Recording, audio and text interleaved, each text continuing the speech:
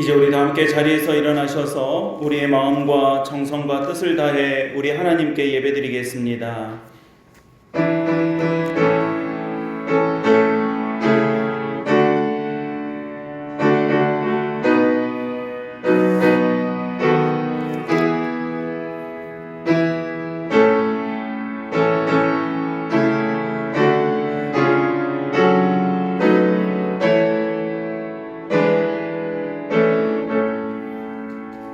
아버지께 참되게 예배하는 자들은 영과 진리로 예배할 때가 오나니 곧 이때라. 아버지께서는 자기에게 이렇게 예배하는 자들을 찾으시느니라. 하나님은 영이시니 예배하는 자가 영과 진리로 예배할지니라. 은혜로우신 아버지 하나님, 저희를 귀한 예배의 자리로 부르시고 응답할 수 있도록 은혜와 믿음 주심을 감사드립니다. 이 시간 예배하는 주의 거룩한 백성들에게 성령의 충만한 은혜를 주셔서 예배의 기쁨과 감격과 은혜가 넘치도록 시종을 주관하여 주시옵소서. 우리 구주 예수 그리스도의 이름으로 간절히 기원하옵나이다. 아멘.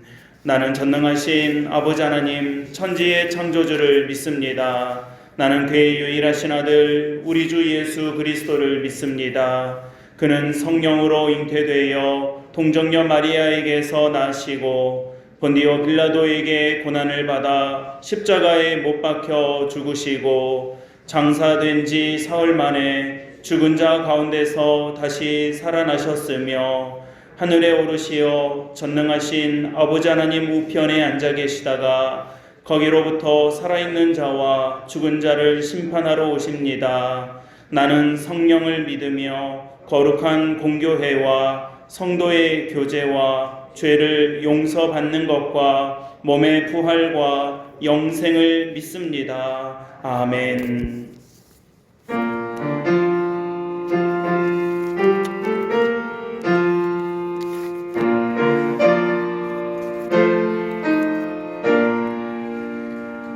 구세주를 하는 이들 찬송하고 찬송하세. 마음과 뜻과 힘 다하여 경배 드리세. 주를 알지 못한 이들 주가 인도하사 그의 피로 구속하니 찬송 부르세. 약한 사람 도움받아 시험 중에 참게 되니 모든 죄를 이길 힘은 믿음뿐이라. 진리 되신 우리 주는 영원토록 변함없네. 성도들아 주를 믿어 길이 섬기세.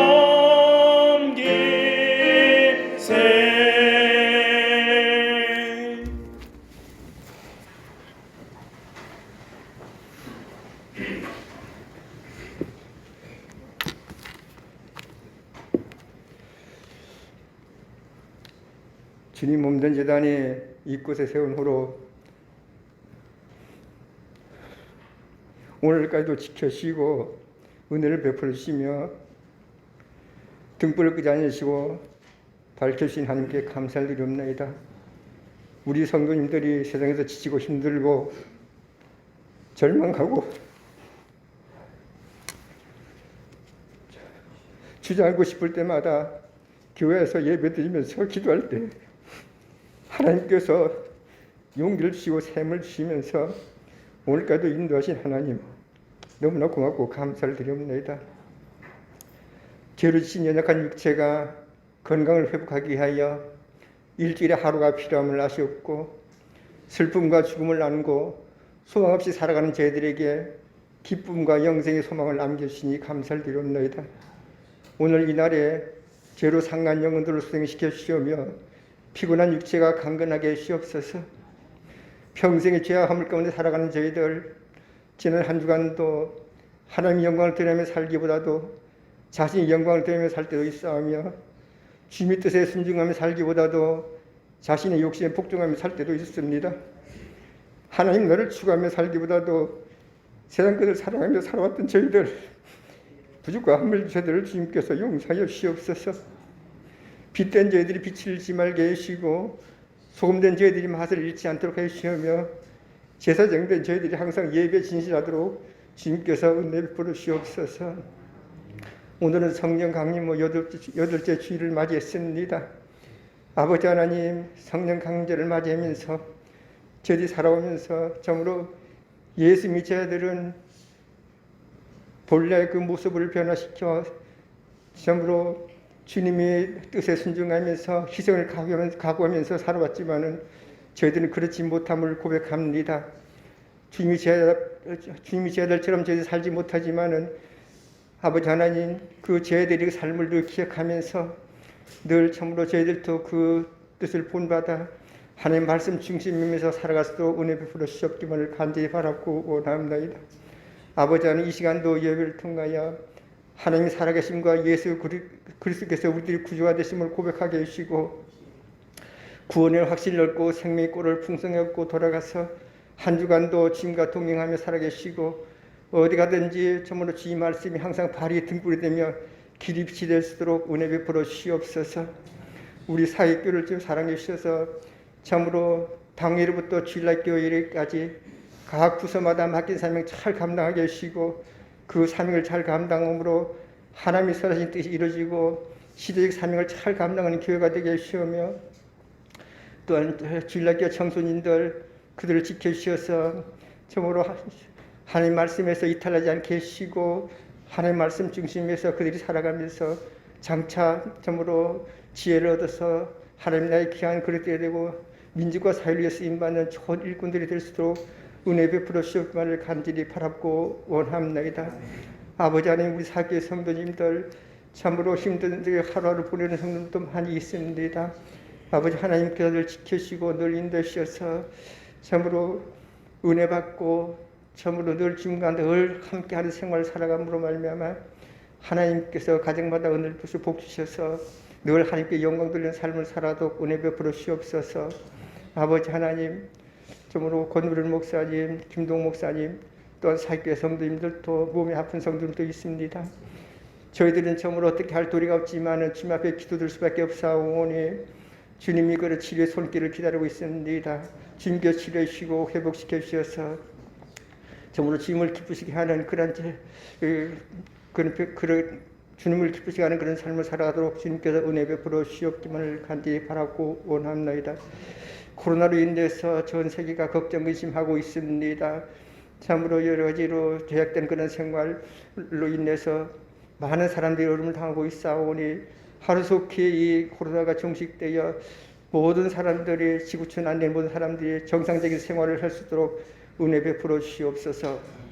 아버지 하나님, 이 시간도 귀한 목사님 하나님 말씀을 증거합니다. 참으로 때를 따라 돕는 은혜를 베푸신 아버지 하나님, 귀한 고 목사님을 살게 보내주셔서 오늘까지 지켜주시고 은혜 베푸신 아버지 하나님, 참으로 진실한 인격과 근면과 성실과 인자 충성을 하려고 하셨사오니 아버지 하나님, 그 아름다운 미덕을 늘 유지하면서 하나님의 약물을 잘 다스려나갈 수 있도록 은혜 베푸셔서 우리 사역교회가 참으로 하루하루 더욱 이제 연분에 성장하는 교회가 될 수도 은혜 베푸시고 이 지역에 참으로 믿지 않은 사람들이 많이 있습니다. 죄악으로 인해 어둠을 향해 걸어가는 많은 영혼들을 구원시킬 수 있는 구원의 방주로서 조금 더 손색 없도록 하여 주시옵소서. 아버지 하나님, 이 나라의 민족을 위해 기도합니다. 위정자들 주님께서 기억하사 그들을 하나님을 경외하는 심정을 가지고 진짜 국가와 국민을 위하여 일하며 봉사하며 헌신하게 해주시옵소서. 참으로 우리 국민들은 그 위정자들이 그 손에 달려 있습니다.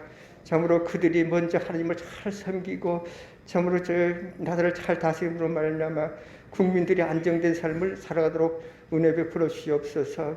처음부터 마지막까지 시물로 영광 거두시옵고 악한 양 일절 틈타지 못하게 시옵소서. 예수님 이름으로 기도드립니다. 아멘.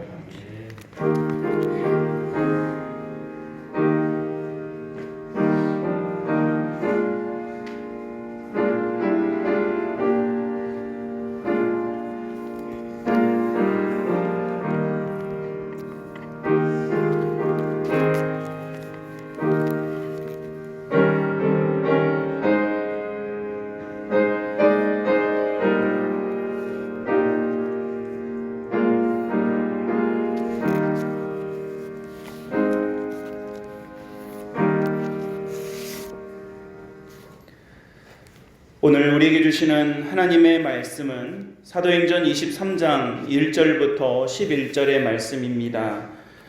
신약성경 228페이지 부분에 있겠습니다. 사도행전 23장 1절부터 11절까지의 말씀을 제가 봉독하겠습니다.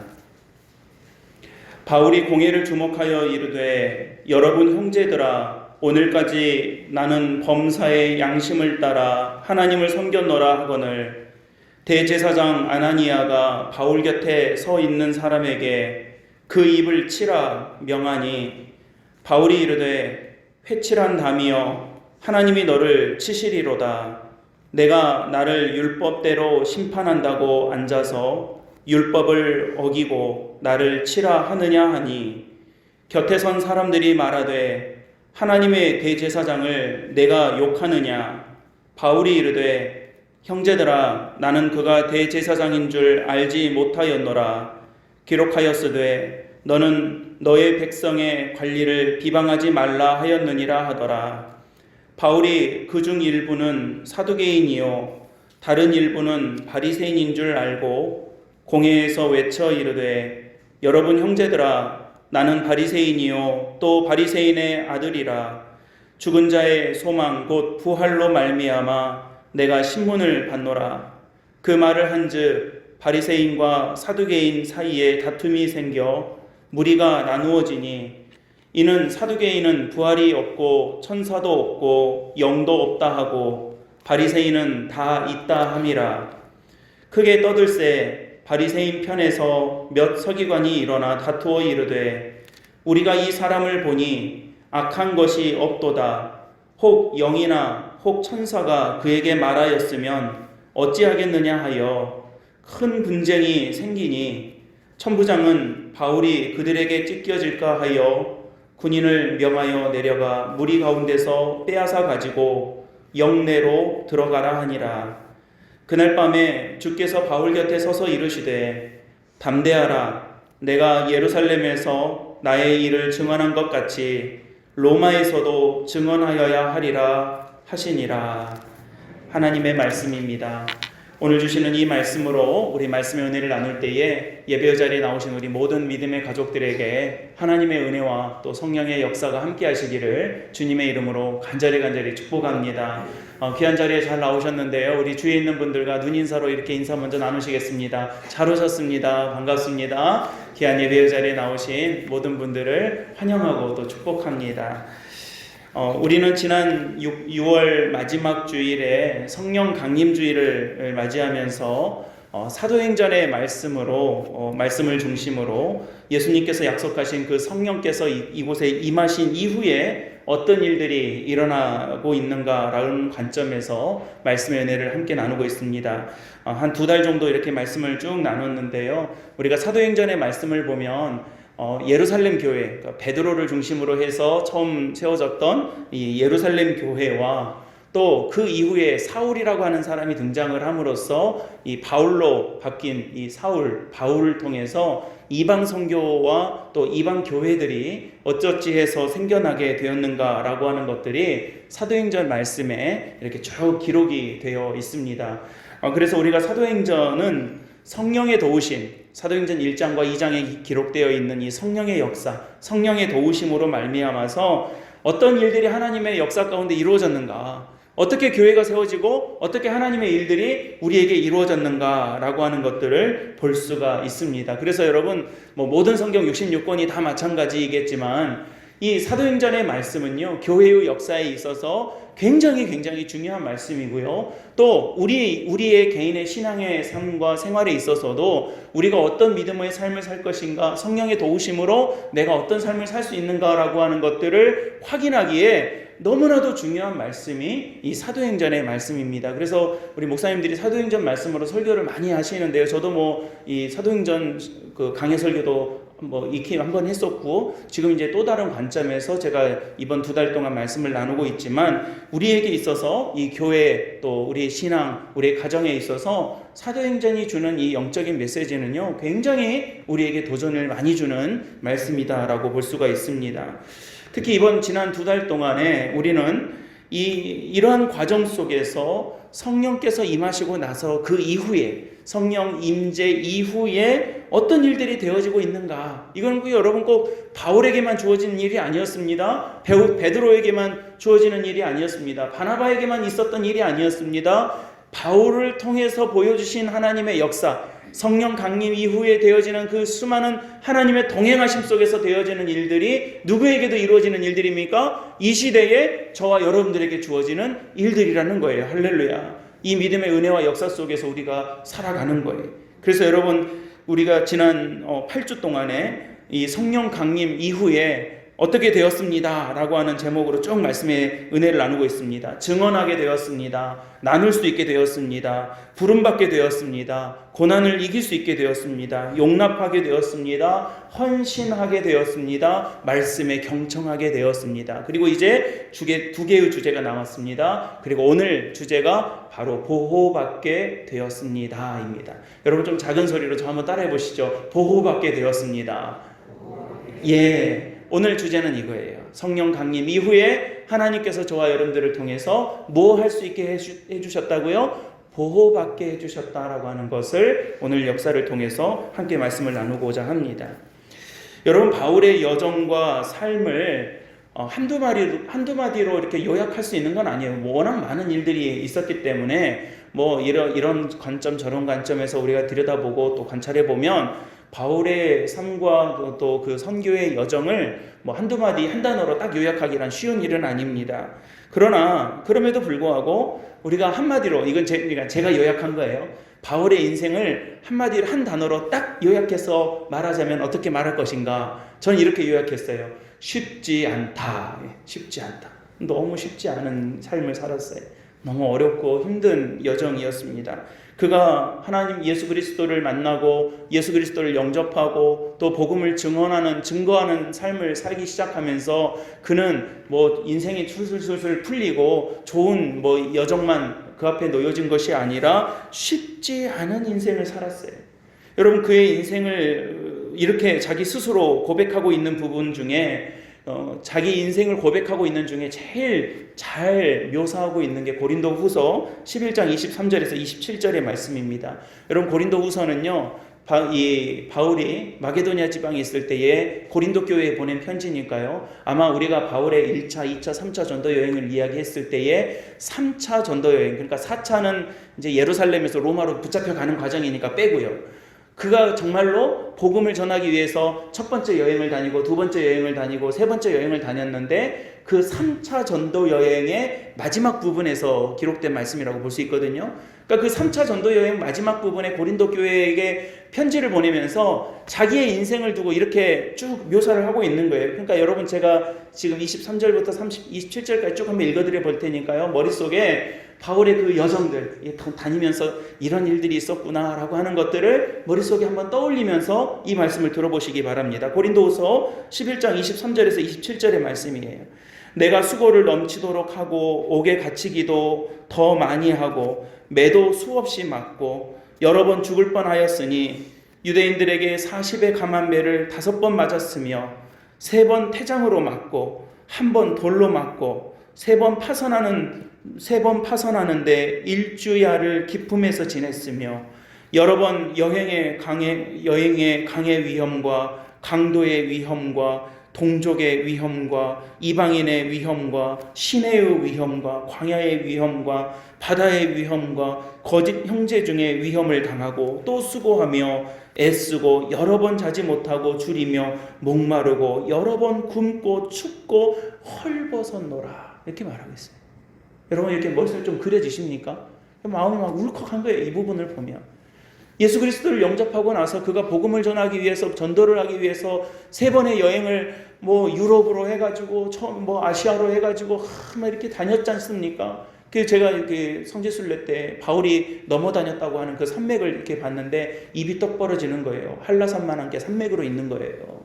한라산 하나 있는 것도 와 하고 높다 하고 보는데 그만한 산들 1500m에서 한 1800m 되는 그 산들이 산맥으로 있는 거예요. 그걸 넘어다니는 거예요. 그러니까 여러분 이런 일을 다니면서 육신의 고통도 있었겠지만 마음의 고통도 있고 얼마나 괴로운 일들을 숱하게 겪으면서 살아왔습니까? 그러니까 쉽지 않다라는 거예요. 그러니까 바울의 인생 전체를 사도행전에서 바울이 겪었던 그 수많은 일들을 한마디로 말하면 어려웠다 그 말이에요. 여러분 복음은 쉽게 받아들여지지 않습니다. 우리 뭐 전도해 보시면 아시잖아요. 여러분 우리 예수 그리스도를 믿고 복음의 은혜를 함께 나누고 교회에 가서 믿음 생활 합시다 그러면 그럽시다 하고 누가 졸졸졸 따라 나옵니까? 그러지 않아요. 여러분 코로나 시국에 이 여러 가지 일들로 인해서 교회가 얼마나 또 힘든 일들이 많이 있었고 예배를 드리지 못하는 일들 또 이따 광고하겠지만 지금 단계가 또 올라갈 조짐이 보여서 어찌 될지 모르겠어요. 매주마다 좀 바라보고 있고 12시 오전에 문자 띵 오면 오늘 몇 명인가 그거 촉각을 세우고 바라보고 그러면서도 또 교회에 또 어떤 문제가 생기면 안 되니까 조마조마하고 조심조심하고 이런 여러 가지 일들이 우리에게 있지 않습니까? 쉽지 않다라는 거예요. 게다가 이 바울의 여정 가운데에서 바울이 전한 복음으로 인해서 자기들의 권력과 기득권의 위협을 침해를 당한다고 여겨진다면 살인도 서슴지 않는 이 기득권의 습성을 보았을 때에 바울이 스스로 고백했던 것과 마찬가지로 생명의 위협도 숱하게 겪어야 했던 그 여정이 바울의 여정이었다라는 것입니다. 여러분 한번 생각해 보세요. 누군가 나 하나 죽이겠다고 덤벼드는 사람이 있으면요, 우리 무서워서 못 살아요. 내가 너 반드시 죽일 거야 라고 누구 나한테 협박하고 위협하는 사람이 있으면요, 우리 무서워서 못 산다니까요. 아니 죽인다고는 둘째치고 그냥 나 싫어하는 사람 몇 사람만 내 주변에 있어도 불편해서 살 수가 없는 거예요. 그런 어려움들이 우리 안에 있음에도 불구하고 이 바울은 그 모든 위협과 아픔과 상처와 위험을 감내하고도 그런 일들을 감당하고 있더라는 것입니다. 바울은 그가 회심하는 순간부터 쉽지 않았습니다. 그리스도인들은 그리스도인대로 그가 사울로 살았던 시절 때문에 의심했고요. 제자들은 제자들 나름대로 이 바울을 사도라고 하느냐 마느냐라고 하는 어떤 그 모습을 보여서 그 그룹 안에, 사도 그룹 안에 쉽사리 들어갈 수가 없었고요. 특히 그들과 함께 이 바울과 함께 했던 동족이었던 유대인들은요, 그가 배신자라고 하여서 더더군다나 이 바울 이야기만 들으면, 사울 이야기만 들으면 죽이지 못해서 안달인 그런 상황 가운데 휩싸여 있었더라는 것입니다. 여러분 좀 다른 결론이지만 우리가 그리스도인으로 산다는 것은 세상의 부귀영화 복을 받고자 함이 아닙니다. 우리가 이 땅을 살면서 하나님의 은혜 가운데 하나님의 주신 축복과 은총 가운데 살아가는 것은 분명한 사실이고, 저와 여러분들에게 약속된 구원의 약속과 영생의 하나님의 약속이 우리에게 주어졌다라고 하는 그 축복은 세상의 그 어떤 축복과도 비교할 수 없는 것임에 분명하지만, 우리가 그리스도인으로 산다는 것은, 내가 예수님을 믿는다는 것은, 십자가를 믿고 구원과 영생을 얻었다라고 하는 것은 이 세상에서의 부귀영화를 얻기 위함이 아니라는 거예요. 아니라는 거예요. 예수님께서도 뭐라고 말씀하십니까? 나를 따를 사람들은 자기의 십자가를 지고 따라오라는 거예요. 여러분 십자가를 지는 게 쉬운 일입니까? 십자가는 형틀이에요. 십자가는 피범벅이에요. 십자가는 고난이에요. 십자가는 아픔이었어요. 그거 지고 따라오라는 거예요. 지고 있는 십자가도 내팽개치고 나 홀가분하게 따라와라 해도 따라갈까 말까 한 마당에 나를 따르려거든 십자가를 지고 따라오라고 하니, 여러분 우리가 그리스도인이 되었다라고 하는 것은, 내가 예수님을 십자가 들고 따라가겠다라고 하는 것은 쉬운 일 아니라는 것을 분명히 우리가 알고 있어야 된다는 것입니다. 분명 편안한 길은 아닙니다. 물론 여러분 이 은혜의 장 안에 그냥 발목만 담그고 손목만 담그고 살아가면 그런 어려움 없겠지만, 그리고 영광도 없겠지만, 우리가 진정 예수 그리스도를 따르고 믿음 안에서 살아간다라고 작정하셨다라면, 다짐하셨다라면, 세례 받으셨다라면, 하나님 은혜 가운데 부름 받으셨다라면 쉽지 않다는 거예요. 어려워요. 쉽지 않습니다. 여러분, 그러나 오늘 제가 이 말씀 드리려고 오늘 이 본문의 말씀으로 말씀을 나누는 것은 아닙니다. 그럼에도 불구하고 하나님은 오늘 바울을 통해서 우리에게 어떤 하나님의 역사와 손길을 보여주시냐면, 그 쉽지 않은 여정을 통해서, 그 쉽지 않은 이 믿음의 길을 통해서도 하나님 무엇을 보여주십니까? 성령 하나님께서 우리와 동행하심으로, 성령 하나님께서 우리와 함께 하심으로 그 역사와 동행과 도우심을 통해서 무엇을 우리에게 보여주십니까? 우리를 보호하신다라고 하는 사실을 보여주고 계신다라는 거예요. 여러분, 저는 오늘 이 말씀을 나눔으로 저와 여러분들이 정말로 우리가 살아가는 이 삶에서, 이 믿음의 삶의 여정 가운데 주의 보호하심을 여러분들의 삶의 고백으로 고백하며 살아가게 되시기를 주님의 이름으로 간절히 축복합니다. 하나님의 보호하심이 있더라는 거예요. 그럼에도 불구하고 결코 쉬운 일 아니었지만, 결코 만만한 일 아니었지만, 내가 십자가를 지고 주님의 길을 따라간다는 것이 결코 간단한 일이 아니었지만, 그럼에도 불구하고 성령 하나님께서 우리와 동행하심으로 우리를 지키시더라는 거예요. 우리를 보호하시더라는 거예요. 우리를 피할 바위가 되어주시더라는 것입니다. 오늘 이 은혜의 고백이 저와 여러분들 가운데 되어지기를 바랍니다. 여러분, 오늘 바울의 현장으로 다시 돌아가 보겠습니다. 바울은 지금 재판 중입니다. 한마디로 말하면 재판하고 있는 중입니다. 제가 평생에 갈 일 없기를 바라는 두 군데가 있습니다. 병원에 눕지 않기를 바라고요. 재판하는 일 없기를 바라고 있습니다. 여기 계신 분들 아마 다 그러실 거예요. 가끔 재판 경험이 있으신 분들이 있어요. 뭐 민사나 형사나 뭐든지 간에. 그러면 아주 치를 떠시는 거예요. 재판 다시는 안 하고 싶다는 거예요. 뭐 재판이 하고 싶은 일이 어디 있겠습니까? 재판할 일 없으시기를 간절히 바랍니다. 우리 살면서 그런 일 없으면 좋겠어요. 근데 여러분, 본의 아니게 또 이런 일들을 겪으셨던 분들 보면 이 재판이라고 하는 것들이 갖고 있는 그 위협과 또 불안함과 또 어려움들이 너무너무 크다는 거예요. 여러분, 지금 바울은 재판 중이에요. 예루살렘으로 3차 여행까지 싹 마치고 안디옥으로 돌아왔는데 예루살렘으로 와가지고 붙잡혔어요. 시끄럽게 한다 해가지고, 뭐 예전에 우리나라 법으로 따지자면 국가보안법 같은 걸로 붙잡혀 들어간 거예요. 지금 재판을 하는데 앞에 21장, 22장에 보면 바울이 자기 변호를 합니다. 내가 이러이러한 것들을 했다. 근데 이게 나 살려달라는 변호가 아니고, 바울은요, 그 재판의 변호의 기회를 통해서도 복음을 전하고 있는 거예요. 누구 하나 우호적이지 않는 분위기 속에서 바울은 홀로 자신을 변호해야 했으며, 그 변호조차도 자기가 살기 위한 변호가 아니라 복음을 전할 기회로, 한 사람이라도 복음을 더 듣게 하기 위한 기회로 그 변호의 시간과 자리를 활용하고 있는 모습을 볼 수가 있습니다. 오늘 본문 말씀 1절에서도 보면요, 바울이 어떻게 증언하고 있냐면, 형제들아, 나는 범사의 양심을 따라 하나님을 섬겼노라, 하나님을 믿었노라 라고 그 고백을 하고 있습니다. 선포를 하고 있는 거예요. 근데 여러분, 내가 양심에 따라서 하나님을 섬겼노라 라고 하면 그랬느냐 라고 들어줘야 될 판인데, 지금 이 바울의 1절에 나오는 바울의 고백을 듣고 바로 이어지는 반응을 보면 기가 막히죠. 2절 한번 보십시오. 2절에 보면 누가 나오냐면 대제사장 아나니아가 나오는데, 이 바울의 1절의 말을 들은 아나니아가 뭐라고 하면, 바울 옆에 있는 사람 보고 뭐라고 하냐면 그 입을 쳐라 그럽니다. 더 센 말로 했겠죠. 지금 우리 개역개정 성경은 굉장히 점잖은 성경이야. 우리 한국말이 굉장히 점잖아가지고 점잖게 표현한 거고요. 더 센 말로 저 입을 어떻게 확 해버려라 이렇게 했겠죠. 입을 쳐라 그럽니다. 근데 이 바울도요, 만만치가 않아요. 바울도 지금 3절에 바로 이어지는 3절에서 뭐라고 말하냐면, 회칠한 담이여 하나님이 너를 치시리로다. 지금 이 자리가 어떤 자리라고 그랬습니까, 여러분? 재판하는 자리라니까요. 재판. 그냥 밥 먹으면서 서로 말다툼한 게 아니라 재판장하고 피고인이 지금 하고 있는 대화가 이런 대화예요. 제가 좀 여담이지만, 여러분 혹시 인터넷이나 그림이나 또 카톨릭 쪽의 어떤 성화나 이런 데서 보면 바울의 그 초상이 있는데요.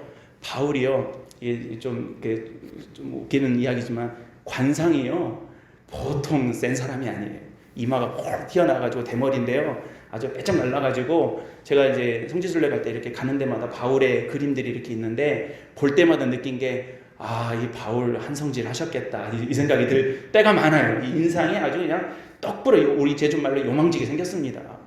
근데 여러분 이 바울이요 아주 셌던 것 같아요.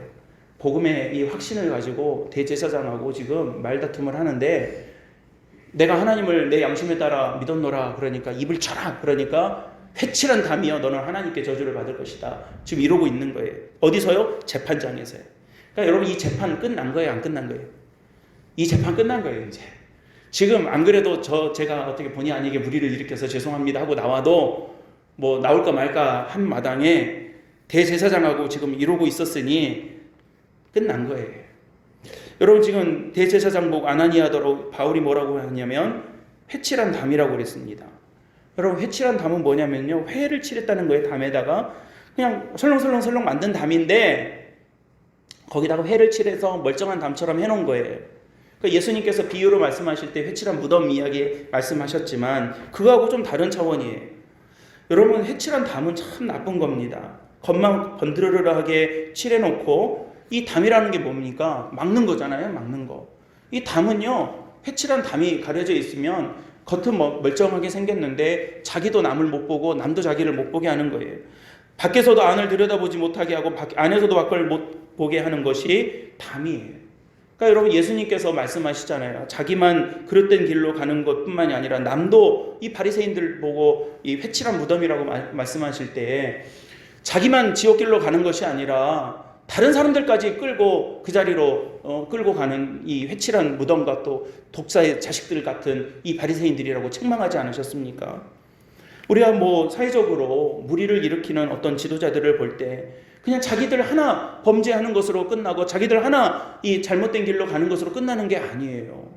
자기들 하나로 끝나는 것이 아니라 온 성도들에게 영향을 미치고요. 한국 교회에 영향을 미치고요. 핏값으로 세운 이 재단과 한국 교회와 이 기독교 역사 위에 온갖 죄를 다 뿌리고 있는 거예요. 그러니까 여러분 우리가 직분 맡은 분들은요. 귀한 사명을 우리가 마음속에 두려운 마음으로 갖고 있어야 돼요.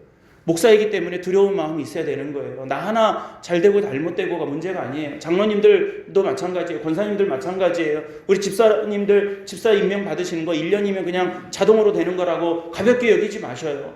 하나님께서 주신 직분 주어졌을 때에 두렵고 떨리는 마음으로 이 직분에 임하셔야 돼요. 처음에 임직 받으실 때 기억을 평생토록 가지고 계셔야 돼요. 저도 제 책상, 제 목양실 와보시는 분들은 알겠지만 제 책상 앞에 제 이만한 액자로 제가 준목 인허 받을 때 그날 밤에 썼던 기도문을 이렇게 붙여놨어요. 프린트해가지고 적어놨어요. 저 노상 봐요. 왜냐하면 벌써 이제 저도 목사 안수 받은 지만 해도 15년이고 준목된 지만 해도 이제 20년 가깝게 되어 가잖아요. 잊어버릴 때가 있어요. 처음 마음을 익숙해지고 능숙해지고 이러면서 처음의 마음과 다를 때가 있을 수가 있어요. 그럴 때마다 그 기도문을 보는 거예요. 하나님 정말 두려운 마음으로 떨리는 마음으로 제가 준목이 됐을 때 목사가 됐을 때 그 벌벌벌 떨던 그 마음으로 그 마음을 잊지 않기 위해서 자꾸 보는 거예요. 자꾸. 여러분들도 그랬으면 좋겠어요. 새해가 되고 임명을 받고 직분을 받을 때에 그냥 아무렇지도 않게 그냥 남들 하는 거니까 나도 한다 하지 마시고 정말 두렵고 떨리는 마음으로 집사의 직분을 감당하기 위해서, 권사의 직분을 감당하기 위해서, 또 장로의 직분을 감당하기 위해서, 목사의 직분을 감당하기 위해서 그 마음으로 하나님 앞에 늘 서야 되는 거예요. 코람되어 해야 되는 거예요. 왜요? 우리가 회칠한 담이 되지 않기 위해서. 나도 그릇된 길로 갈 뿐만 아니라 남도 그릇된 길로 보지 못하게 하는 담 역할을 하지 않기 위해서 그렇다는 것입니다. 바로 이 바울이 볼 때는 아나니아가 해칠한 담이었던 거예요. 하나님을 보지 못하게 하고 자기만 하나님을 못 보고 자기만 하나님을 등지는 것으로 끝나는 것이 아니라 수많은 사람들에게 대제사장 자리에 앉아가지고 하나님을 보지 못하게 만드는 그런 모습을 지금 바울이 보고 이 재판장에서 이 언쟁을 하고 있는 것입니다. 그러니 여러분 이 재판은 뭐 더 좋은 이야기 나올 것이 하나도 없는 재판이었습니다. 그의 인생 그 이전에도 마찬가지였겠지만 바울이 1차 전도 여행할 때도 2차 전도 여행할 때도 3차 전도 여행할 때도 다 그랬지만 이런 일들이 한두 번도 아니었지만 특히 지금 오늘 본문 23장의 이 자리에서 이 장면에서 바울이 좋은 소리 듣기란 다 물 건너간 이야기였습니다. 바울은 이제 여기서 붙잡혀 죽을 일만 남은 사람이에요. 바울은 여기서 사람들에게 몰매를 맞거나 돌에 맞거나 끌려가서 죽임을 당하거나 모진 고문을 당하거나 그가 고린도후서에서 고백했던 것처럼 그 중에 40의 감한매를 한 번 더 맞으면 더 맞았지 이제 덜 하지는 않을 그런 일이 지금 딱 예비되어 있는 상황이더라는 것입니다. 오늘 7절 말씀에 보면 그 말을 한즉 바리새인과 사두개인 사이에 다툼이 생겨 무리가 나누어지니 라고 하고 10절에서도 큰 분쟁이 생겼다라고 합니다. 그러니 여러분 바울에게 좋은 일 있을 일이 하나도 없죠.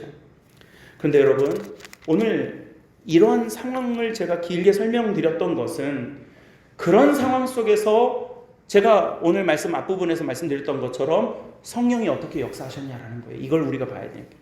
성령께서 어떻게 역사하셨고 어떤 방식으로 하나님께서 일하셨는가라고 하는 것을 보자는 거예요. 여러분 오늘 10절 말씀을요 다시 한번 읽어보셨으면 좋겠습니다. 10절입니다. 시작. 큰 분쟁이 생기니 명하여 내려가 무리 가운데서 빼앗아 가지고 영내로 들어가게 하라 하니라. 지금 여기서 누가 등장을 합니까? 천부장이 등장을 해요. 천부장. 여러분 천부장이 어떻게 하냐면요, 바울이 지금 이 분쟁이 나서 막 시끌시끌해진 이 어수선한 상황 속에서 바울이 찢길까 하여 죽임을 당할까 하여 큰 이 화를 당할까 하여 군인들을 명하여 그들을 빼앗아 와가지고 영내, 그러니까 여러분 지금 개역 성경에는 영내라고 되어 있는데 다른 이 성경에 보면 군 부대, 그러니까 부대 진지 안으로 제일 안전한 곳으로 데리고 들어간 거예요. 여러분 천부장이 지금 바울이 예뻐서 그런 게 아닙니다. 바울과 천부장이 어떻게 좋은 사이여서 어떻게 좀 이 바울을 좀 구해주려고 했던 것이 아닙니다.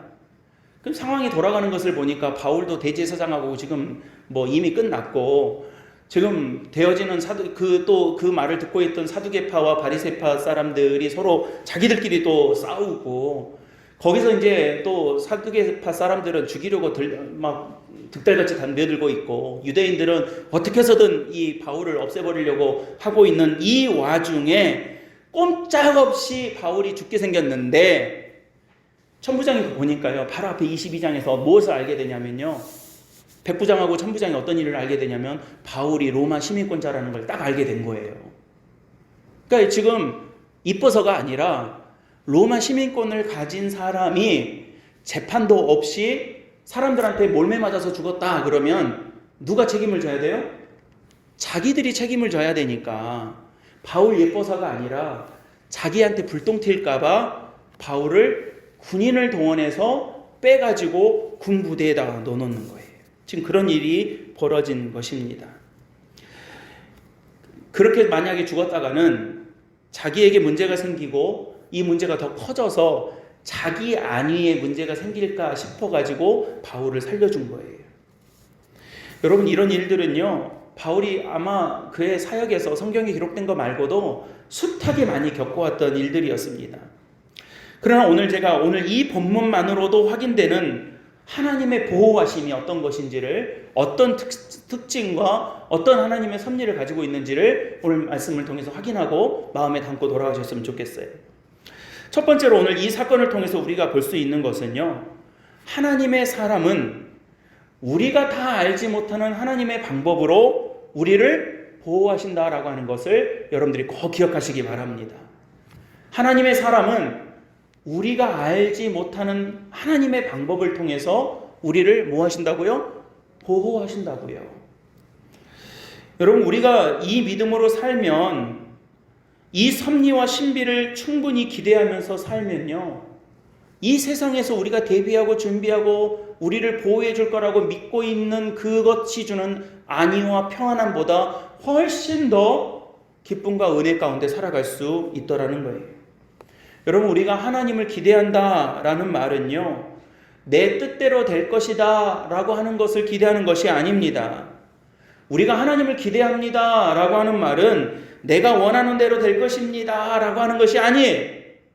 내가 원하는 것에다가 하나님 갖다 붙여놓고 내가 원하는 대로 될 것이다 라고 기대하고 있는 것은 사과나무 아래서 배나무 아래서 사과 배가 아니죠. 감나무 아래서 입 벌리고 있는 거랑 똑같은 거예요. 우리가 하나님을 기대한다라고 하는 말은요, 내 뜻대로 될 것이다 라고 하는 것을 기대하고 있는 것이 아니라 하나님의 뜻대로 될 것이다 라고 하는 것을 기대하고 있는 거예요. 사랑하는 우리 성도님들께 여쭤보겠습니다. 여러분 하나님을 기대하십니까?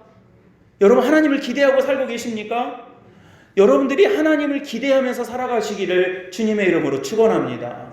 그것은요, 여러분들이 각자가 원하시는 바가 있잖아요. 우리 뭐 똑같은 자리에 앉아서도 동상이몽이라고 하지 않습니까?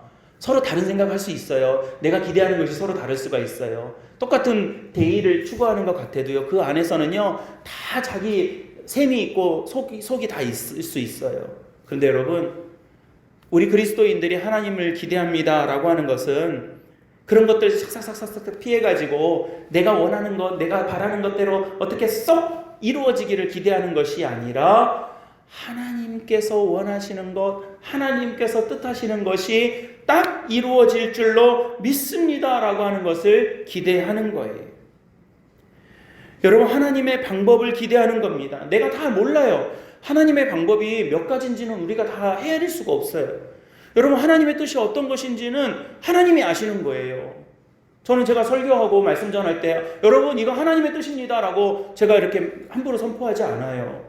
다 몰라요. 저도 기도하고 하나님의 뜻임을 제가 구원의 확신 가운데 하나님께서 계시를 주시고 음성을 주시고 믿음을 주시고 말씀으로 깨달음을 주시겠지만 그것이 전부라고 말할 수 없어요. 하나님의 뜻을 우리가 다 안다라고 말하는 것은 교만한 거예요. 그래서 우리는 기대합니다. 우리는 우리는 다 모르지만, 우리는 다 알 수 없지만 하나님의 뜻이 하나님의 방법으로 나를 통하여 이루어지고 우리를 통하여 이루어지고 이 땅에 이루어질 줄로 우리는 믿습니다. 이 고백이 하나님을 기대하고 하나님을 믿는 거예요. 사실 제가 이 말씀 준비하면서 그런 생각 해봤어요, 여러분. 제가 저희 공동회의 한 게 몇 주 전이에요. 2주 전에, 3주 전에 공동회의 했잖아요. 그러면 우리가 이제 뭐 어떤 안건을 놓고 이렇게 여러분들 의견을 묻고 뜻을 모으고자 공동회의를 했는데 부결됐어요. 안 됐어요. 3분의 1을 넘어야 되는데 안 된 거예요. 사실 뭐 담임 목사 입장에서는 좀 섭섭하죠. 마음이 이제 뭐 공동회의로 당회가 기도하고 공동회의로 내놓을 때는 되자고 내놓는 거지 안 되자고 내놓겠습니까? 여러 번 고민하고 생각하고 내놓는데 근데 이제 또 우리 성도님들의 뜻이 그렇지 않다면 또 그대로 받아들여야 되는 것이죠. 근데 제가 이 일을 마치고 나서 참 감사했던 게 뭐냐면요. 이런 일이 있고 나서 그 다음에 되어지는 일을 보면 제가 보면 알아요. 너무 감사한 일이에요. 왜냐하면요. 어떤 일이 안 되면, 어떤 일이 뜻대로 되지 않으면 그 자리에 뭐가 이렇게 자꾸 스며드는지 아세요, 여러분? 원망과 추궁이 들어가기가 쉬워요. 그러니까 이거 왜 했냐, 뭐 이렇게 나온다거나 아니면 누구 때문에 안 됐다, 뭐 이렇게 할 수도 있거나 원망과 추궁이 그 자리에 스며들기가 쉬워요. 근데 제가 이렇게 가만히 보고 기도하고 또 장로님들과 같이 준비했던 것 중에 하나가 이거였는데 그런 게 없더라고요. 그냥 감사한 거예요. 물론 우리가 이리 생각해보고 저리 생각해보고 이렇게 하면 좋겠다라고 하는 것들이 있어요. 하지만 그렇게 안 될 수도 있는 거예요. 그러나 지금 당장에 우리의 뜻대로 안 됐다고 해서 끝났다, 이건 뭐 틀렸다 이렇게 하는 것이 아니라 우리는 다 할 수 없지만 하나님의 방법이, 하나님의 뜻이 또 다른 방법으로 주어질 것을 기대하는 거예요. 저도요, 제가 당회를 하고 우리 장로님들하고 당회를 하지만 당회를 하고 담임 목사가 뭔가 제안을 하고 뭔가 내놓을 때는요, 오랫동안 기도하고 내놓는 거예요. 그냥 막 생각나는 대로 툭툭 던지는 거 아니에요.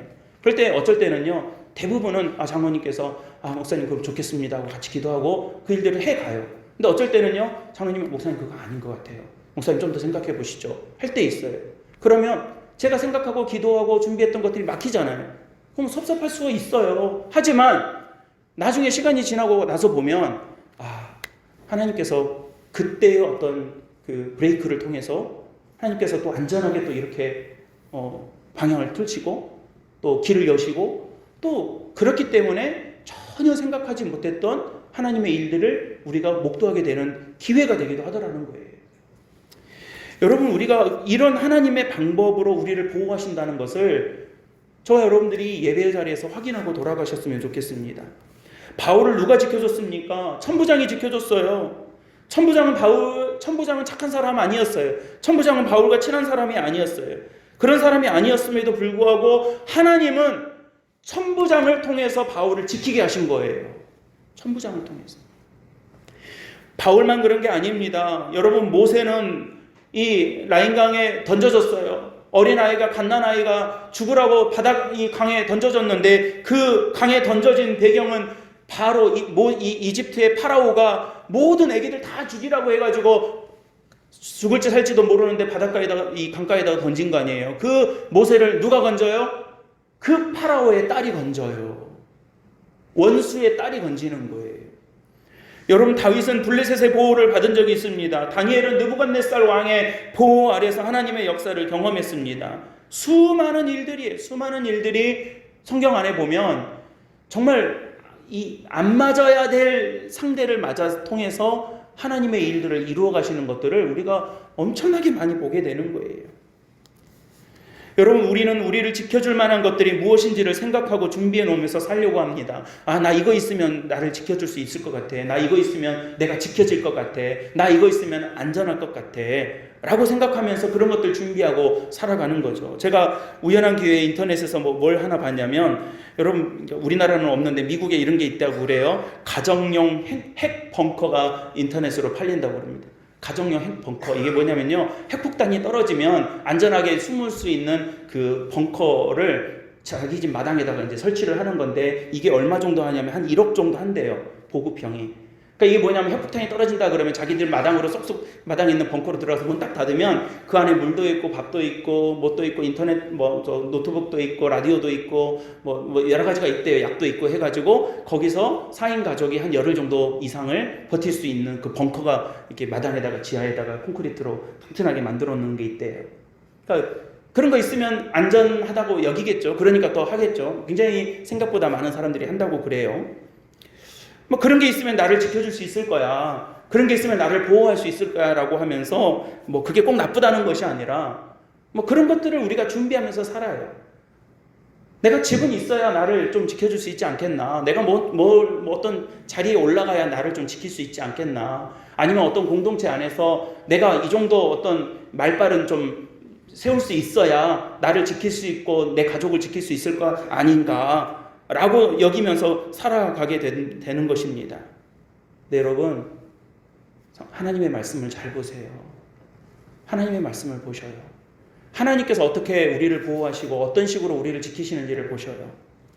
바울의 여정에는 특히 이 마게도니아 지방으로 건너가서 지금 바울이 이 고린도 지역, 아덴, 에베소, 빌립보 이런 지역에서 처음으로 이 사역을 하고 교회를 세우고 이 다니는 과정에서 루디아나 브리스길라나 아굴라와 같이 정말로 이 적극적인 마음으로 좋은 마음으로 조력해주는 사람도 있었지만요, 그런 사람의 도움이 사역에 도움이 되기도 했지만요, 이 천부장 같은 사람의 일이 사람이 바울의 사역에 도움이 되기도 했다라는 거예요.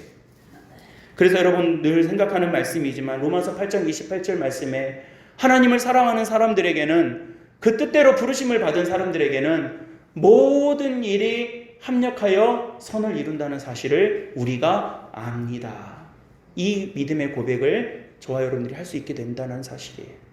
사랑하는 우리 성도 여러분, 저는 여러분들이 하나님을 사랑하는 자, 곧 그 뜻대로 부르심을 입은 자들이 되었을 때에 모든 일이 합력하여 선을 이루실 줄로 믿습니다.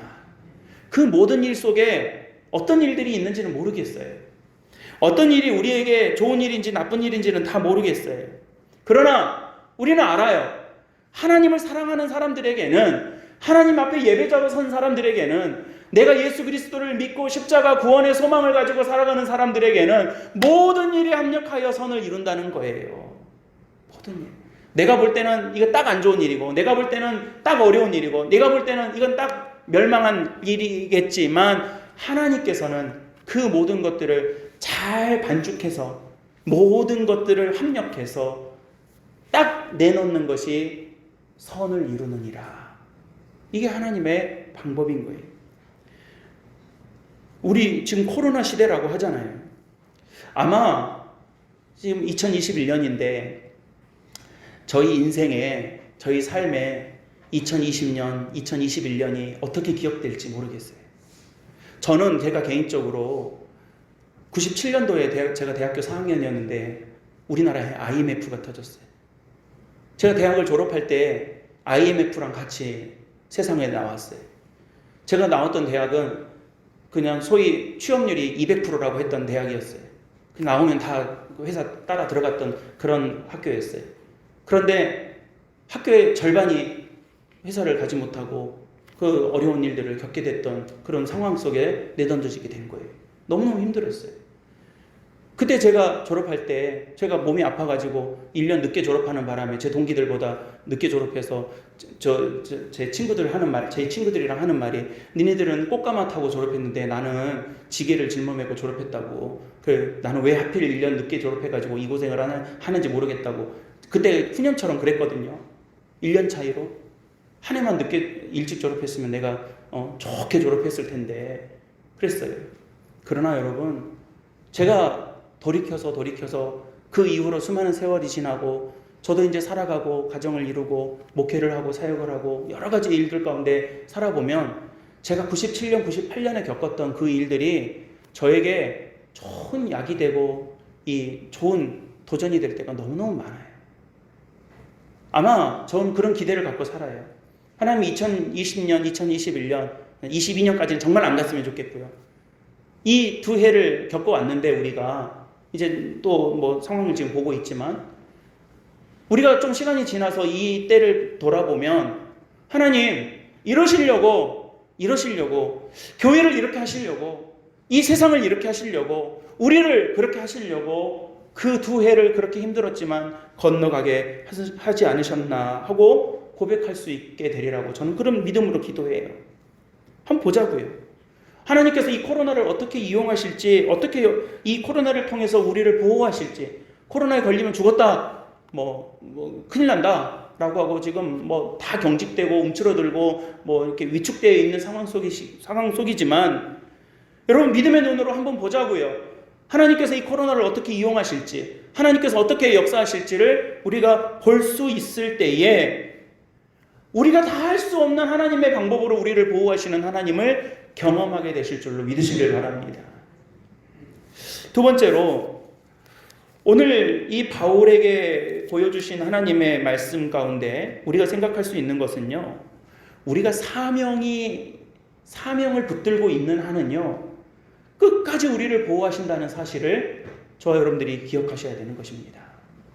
사명, 하나님 우리를 부르시는 것을 소명이라고 그러죠. 콜링이라고 그래요. 근데 여러분 우리를 부르시고 나서 그냥 우리 가끔 애들이 놀 때 누구야 불러놓고 왜 그러면 그냥 이러잖아요. 하나님 그냥 우리를 부르신 게 없어요. 여기 계신 분들 한 번도 빠짐없이 하나님이 콜링하실 때에는, 하나님께서 부르실 때에는 여러분들이 각자의 삶의 자리와 우리의 예배의 자리와 교회와 가정과 우리의 일터와 여러 우리의 생명을 다해서 생명을 통해서 할 일이 있어서 부르신 거예요. 그냥 맥없이 부르신 게 아니에요. 그냥 심심해서 부르신 게 아니에요. 여러분 오늘 11절 말씀을 11절 맨 끝절 말씀인데요. 이 말씀 다시 한번 우리 같이 읽어보셨으면 좋겠습니다. 11절 같이 읽습니다. 시작. 그날 밤에 주께서 예루살렘에서 나의 일을 증언한 것 같이 로마에서도 증언하여야 하리라 하시니라. 이 말은 무슨 말이에요, 여러분? 여기가 끝이 아니라는 거예요. 로마까지 가기 전까지는 네가 할 일이 남아있고 내가 너를 보호할 것이고 내가 너와 함께 하시고 여기서 끝내지 않겠다라고 하는 것을 말씀하고 있는 거예요. 사명이 있어요. 바울은 지금 그의 사명이 분명했어요. 여러분 바울이 이렇게 다니다가 좀 좋았던 데도 있었어요. 예를 들어서 우리 지지난주에 말씀 나눴던 것처럼 처음에 루디아를 만났던 그 빌립보 첫 지경은 좋았어요. 가자마자 말씀을 잘 받아들이는 루디아를 만났죠. 루디아가 또 이 재정적으로 바울을 서포트해가지고 당장 집부터 내줬죠. 그냥 거기에 머물러 앉아가지고 바울이 루디아랑 같이 거기서 교회 잘 세우고 그냥 뭐 사람들 전도해가지고 교회 크게 만들고 그랬으면 아마 바울이 뭐 적어도 빌립보에서는 나름 영향력 있는 뭐 종교 지도자가 되지 않았을까 싶어요. 근데 여러분, 바울은 좋았던 데에서 머물지 않았어요. 여러분, 우리의 사명은요, 하나님 나라에 이르는 데까지 가는 거지 그냥 우리가 보이는 어떤 한 그 모습에 머무르는 것이 목표가 아니에요. 사귑교회가 우리 신앙의 목표가 아니에요. 사귑교회를 통해서 하나님의 일들을 우리가 감당하고 우리가 하나님의 일들을 함께 세워나가는 거지, 뭐 우리가 몇 명이 되고 재정이 얼마가 되고 그게 목표가 되면 우리는 사명은 없어지는 거예요. 여러분, 우리가 사명을 붙들고 그리스도의 복음을 전하고 우리 각자의 삶의 자리에서 하나님의 나라를 이루어가는 그 귀한 사명을 붙들고 있는 한, 여러분 꼭 기억하세요. 하나님이 여러분들을 지키세요. 사명 있는데 지켜주시죠. 할 일이 있는데 지켜주시죠. 그래서 오늘 바울이 지금 11절 이 갇혀있는 상황 속에서 또 그 이후에도 지금 바울을 죽이려고 유대인들이, 여러분 12절 살짝 밑에 내려다 보세요. 날이 새매 유대인들이 당을 지어 무리를 지어서 맹세하되 바울을 죽이기 전까지는 먹지도 않고 마시지도 않겠다 그럽니다. 그러니까 여러분 생각해 보세요. 누가 나를 두고 나 죽이기 전에는 먹지도 않고 마시지도 않겠다고 그러면 얼마나 무서운 일이에요. 지금 바울이 이런 상황이라고요. 지금 까딱하면 죽을 판이에요. 그런데도 지금 이 상황에 처해 있는 바울을 두고 하나님 뭐라고 하십니까? 담대하라. 내가 예루살렘에서 너의 일을 증언한 것 같이 로마에서도 증언해야 될, 너 로마 가기 전까지는 끄떡없다. 너 로마 가기 전까지는 문제 없다. 라고 하는 것을 분명하게 가르쳐주고 있는 거예요. 여러분, 그리스도인은 죽음을 두려워하는 것이 아니라 사명을 못할 것을 두려워해야 하는 것입니다. 죽음을 두려워하는 것이 아니에요. 여러분, 우리는 이 땅에서 잘 살면 백몇 년 사는 거예요. 길게 살면 백몇 년 살아요. 그거 10년 더 살고 20년 더 사는 게 문제가 아니라 우리가 1년을 살고 하루를 살더라도 주의 사명을 감당하며 살아가는 것이 우리에게 복된 일이에요. 여러분, 우리에게 주어진 영원한 시간과 영원한 생명에 비교하면 이 땅에 살아가는 것은 아무것도 아니에요. 물론 이 땅에서 평안하고 이 땅에서 하나님 은혜 가운데 살아가면 그것도 너무너무 감사할 일이고 할렐루야 좋을 일이겠지만 그 이후에 우리에게 주어질 영광의 그 영원한 시간에 비교하면 아무것도 아니라니까요.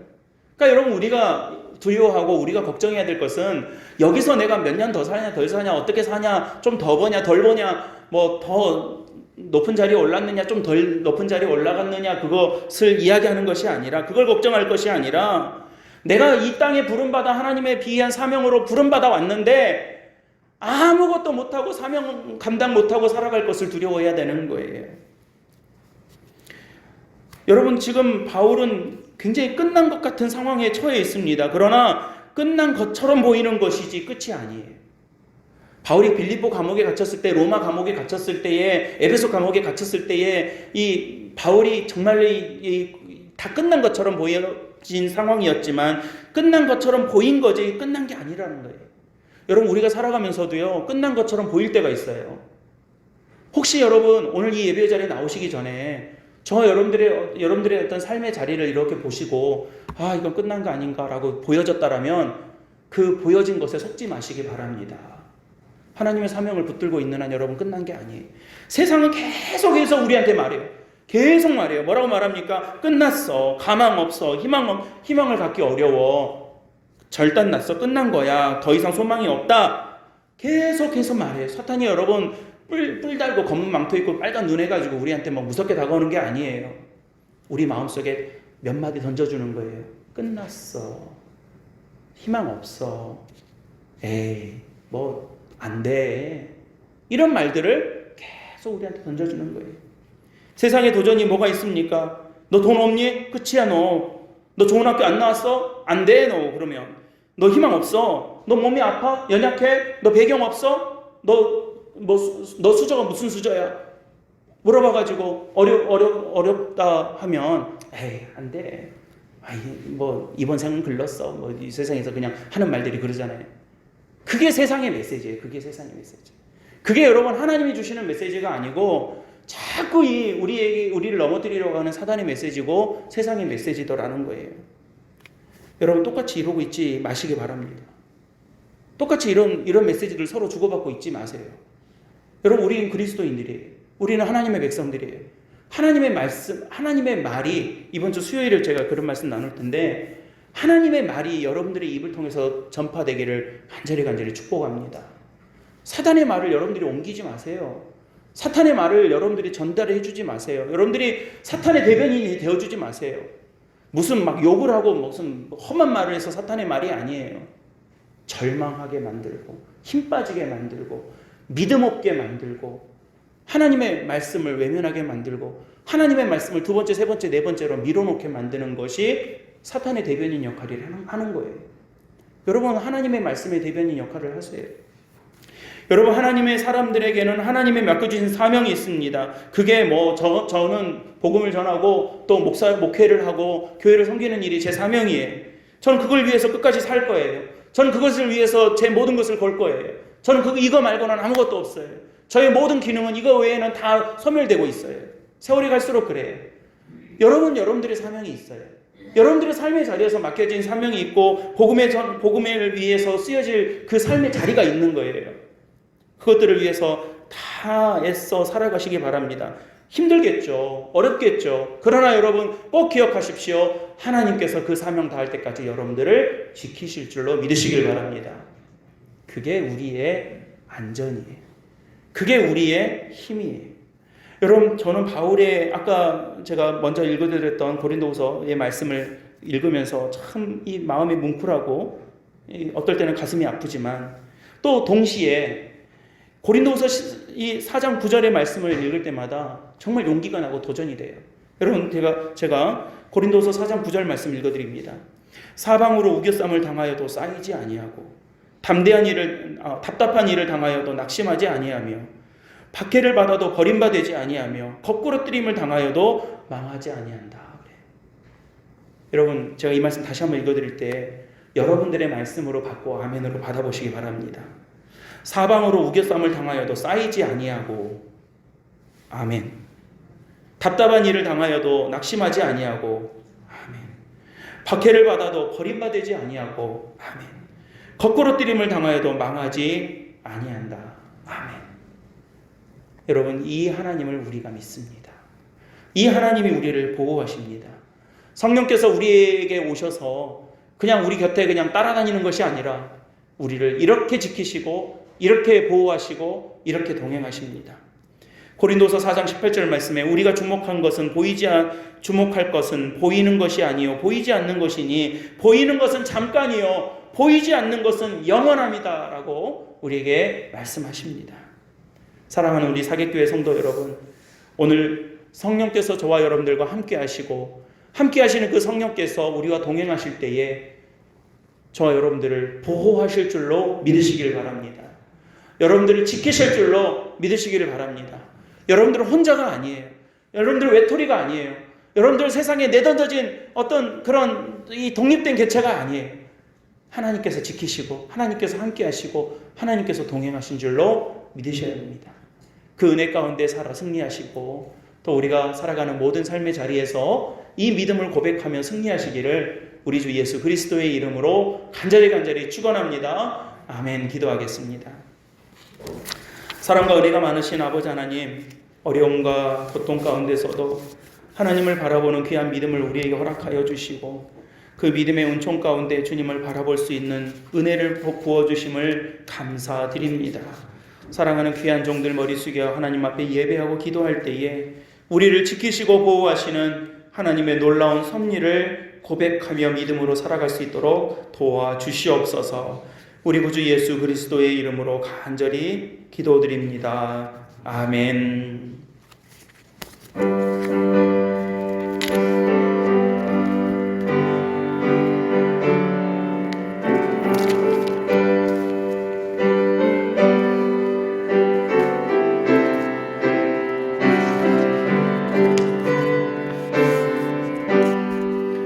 나의 갈 길 다가도록 예수 인도하시니 내 주 안에 있는 궁을 어찌 의심하리요.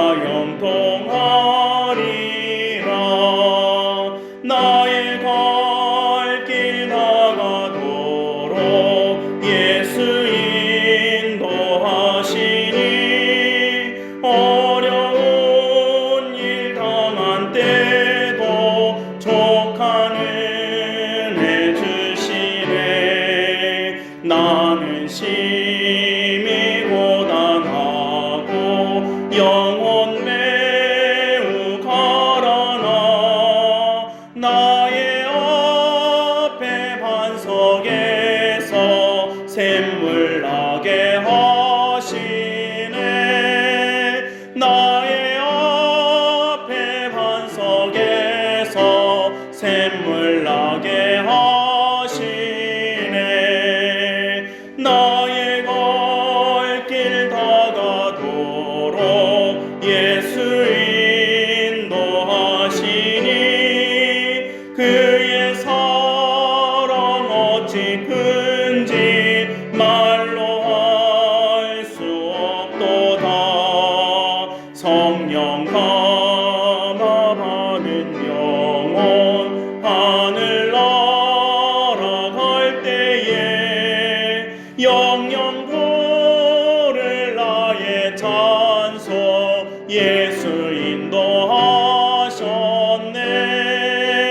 영영 부를 나의 찬송 예수 인도하셨네 아멘. 이렇게 기도드리겠습니다. 은혜로우시는 우리 아버지 하나님께 감사와 영광과 찬송을 드립니다. 아버지 주신 귀한 은혜에 감사하여 여러 모양으로 하나님 앞에 믿음의 고백과 마음의 소원을 아버지 앞에 드리고 간구하고 기도합니다. 주여 아버지 이 땅을 살아가는 모든 날 동안 주님의 보호하심 가운데 살아감을 저희들 믿음으로 알게 하시고 그 믿음 안에서 살아갈 때에 항상 기뻐하고 쉬지 말고 기도하며 범사에 감사할 수 있는 은혜와 믿음을 허락하여 주시옵소서. 11조의 언약을 하나님 앞에 지킵니다. 모든 것이 주님의 것임을 고백하는 그 믿음 위에 하늘의 은혜와 하늘의 상속을 내려 주시옵소서. 감사의 고백을 하나님 앞에 드릴 때마다 감사의 제목이 날마다 넘쳐나는 은총을 허락하여 주시고 선교의 귀한 열매에 함께 동참할 때마다 하나님 귀한 믿음의 열매가 우리의 삶에서도 아름답게 맺혀질 수 있도록 주님 축복하여 주시옵소서. 여러 모양으로 하나님 앞에 드리는 그 마음과 하나님 고백 위에 하나님 기쁨이 넘치도록 하나님 도와주시고 필요한 것들을 필요한 때에 필요한 만큼 공급하시는 하나님의 놀라운 섭리와 은총을 날마다 간증하고 고백하며 살아갈 수 있는 저희들이 되게 도와주시옵소서. 물질로 인하여 시험에 들지 않도록 도와주시옵소서. 하나님 아버지 특별히 연약함 가운데 있는 우리 지체들을 주님께서 긍휼히 여겨주시고 육신의 연약함을 치료하여 주시고 마음의 연약함을 담대하게 붙들어 주시고 믿음의 연약함을 주님께서 올바로 세워 주시옵소서. 감사드리오며 우리 구주 예수 그리스도의 이름으로 간절히 기도드리옵나이다. 아멘.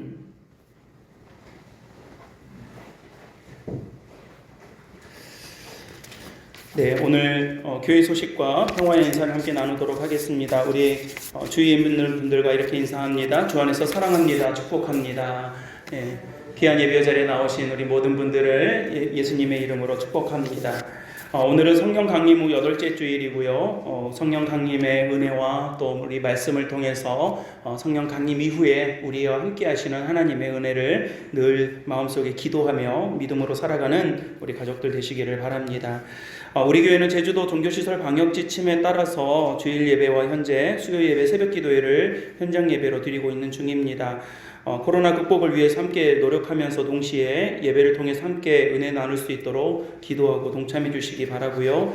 백신 접종하신 분들 보니까 대충 한 20분 가깝게 하셨던데 백신 접종하신 분들은 따로 작성하지 않으셔도 되고요. 온도만 체크해서 정상이면 바로 들어오시면 되겠습니다. 코로나 방역 조치 상황이 내일부터는 3단계로 격상된다고 해서 주의와 또 당부를 지금 관공서에서 계속 하고 계십니다. 혹시 추위를 지켜보면서 저희 예배 상황이 변동이 있어야 되겠다 싶거나 혹 더 어려움이 있어서 비대면 예배로 전환해야 되겠다 싶으면 장로님과 의논하고 또 문자 메시지를 통해서 우리 성도님들께 공지해 드리도록 하겠습니다. 특별한 내용이 없으면 저희가 현재 상황을 유지하고 또 인원과 거리를 유지하면서 방역 상황들을 잘 지켜가면서 예배를 드리도록 하겠습니다. 토요일 우리 교회 청소 있는데요. 우리 참여해 주시고 문자 메시지로 다시 안내해 드릴 때에 우리 함께 상황이 되었을 때에 참여해 주시면 감사하겠습니다. 나머지 광고는 주보 보시고 함께 교회 일정과 또 교회를 위해서 기도해 주시기를 바랍니다. 오늘 제가 방문자를 소개를 안 할까 하다가 해야 될 것 같아서 네 번째 오신 거죠, 지금? 네 번째 오셨어요? 저분들은 제주도만 오면 우리 교회밖에 안 오시는 것 같아요. 부산 베델교회에서 우리 박태연 안영 성도님 가정을 보시는데 우리 잠깐만 두 분만 잠깐 일어나서 인사하시죠. 늘 오시는 분들이시라 감사드립니다. 저희 잠깐 기도드리겠습니다. 하나님, 우리 박태현, 안영, 백승훈, 백효정 우리 귀한 가정이 또 기회가 되어서 우리 사계교회에서 함께 은혜를 나누었습니다. 하나님께서 그 모든 발걸음을 지키시고 인도하시며 또 귀한 형제 자매들이 또 믿음 안에서 하나가 되었을 때에 각자의 삶의 자리에서 주님께 영광 돌리는 거룩한 주의 백성들이 되게 도와주시옵소서. 귀한 발걸음을 축복하고 또한 앞으로의 모든 여정 가운데서도 하나님의 섭리와 은혜를 고백할 수 있게 되기를 간절히 바라오며 우리 주 예수 그리스도의 이름으로 간절히 축복하고 기도드립니다. 아멘. 감사합니다. 모두 다 감사드릴 일입니다. 이제 다 함께 자리에서 일어나셔서 우리 결단의 찬송 29장 1절 부르신 후에 축도로 주일 예배를 마치겠습니다.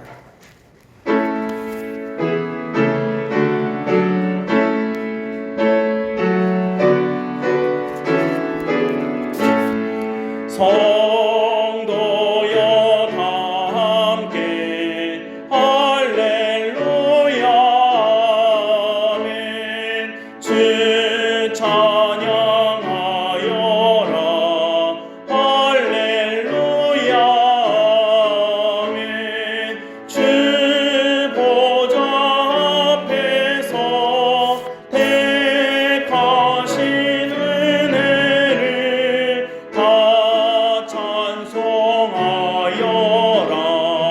할렐루야 아멘. 지금은 우리 주 예수 그리스도의 은혜와 하나님의 사랑하심과 성령의 도우심과 지키심과 보호하심이 하나님 앞에 나와 예배하는 거룩한 예배자들과 이들의 모든 삶의 자리와 하나님 주의 백성들이 기도하는 모든 기도의 제목과 그 귀한 터전 위에 지금으로부터 영원토록 함께 하시기를 간절히 축원하옵나이다. 아멘.